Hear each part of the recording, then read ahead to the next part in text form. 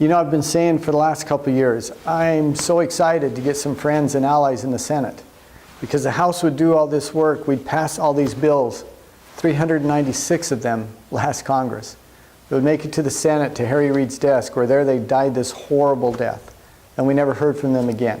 Give us friends in the Senate, I said. Give us a Senate majority, and we can make some things better. We can make some things that will change. And this is our first week to do that. 3 really good bills this week. The first is Keystone, which is supported by union groups. It's going to create jobs. It's going to help towards energy independence. Got a chance to vote on Keystone and pass that out of the House just a few hours ago, in fact. Earlier in the week, we voted on another bill. It's a bill that many of you wouldn't have heard about, but it has to do with hiring more heroes. And it provides a waiver to some Obamacare regulations, which is, by the way, probably the worst piece of legislation ever written, Obamacare, I mean. And it allows them to waive some of those requirements so that we can hire more veterans. And as a former Air Force pilot, that's very important to me.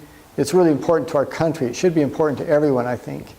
And then the third thing we did is, as we chip away at Obamacare, we redefined the 40-hour work week. For my parents, for generations, full-time work was considered 40 hours a week. This president comes in with a sweep of his hand, says, no, it's not. 30 hours a week is full-time work.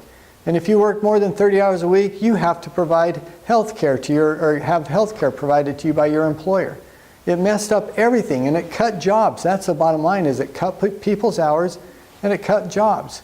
So we redefine that back as 40 hours a week is full-time employment. That's going to help create jobs. It's going to quit cutting people's hours, and it's going to help get America back to work. 3 good bills. We're off to a great start. The Senate's got to pass them now. I think they will. And we're on our way to a good spring.